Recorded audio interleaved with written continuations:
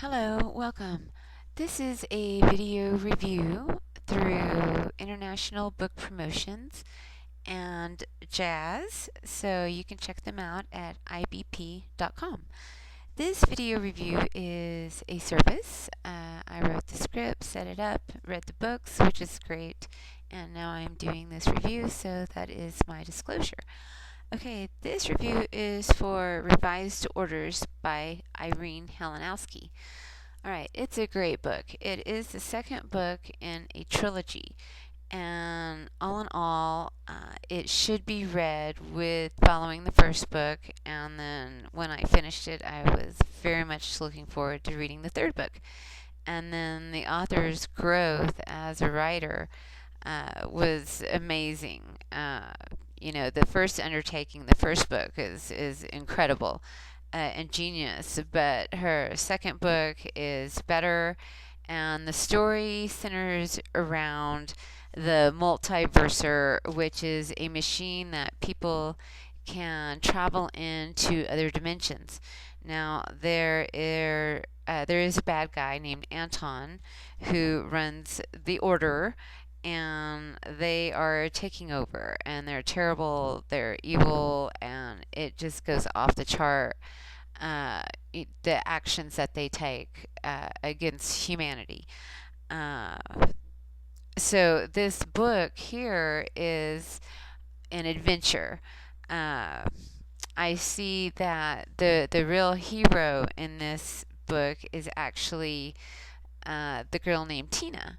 And it's not her cousin Jane, because Jane does everything great, but it's Tina who actually knows the truth about living in parallel dimensions, and then she travels, and she's aware that the Order is messing with the lives of her cousin and her husband, all to get what they want.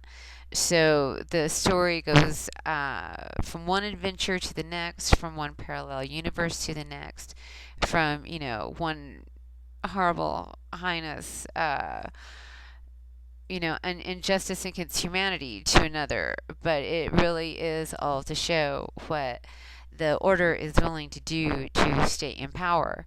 And Tina, she of course would like to live in the ideal parallel world, but it isn't reality.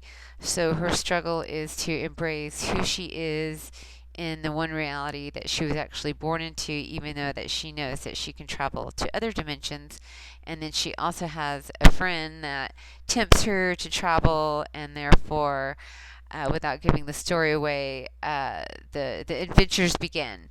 And then it winds up on a very serious, somber note, where the main bad guy, Anton, uh, has a wake-up call about some of the actions that he's taken. And so it basically ends on that note, which led me into wanting so much to read the third book, which is Final Orders, so I could see what happens to the bad guy, what happens to Tina, what happens to Jane and Randy, her husband, and what happens to the Order, most importantly, because they really are the focus of, let's say, the first book.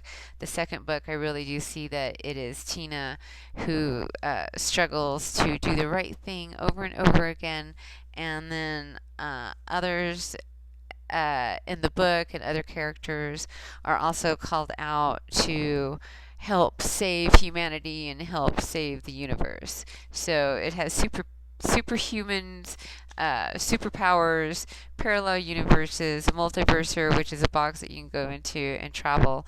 So it's really far out, but this book does make you wonder, based on some of the things that the Order has control over, if it's not indeed happening. But that is another story for another day.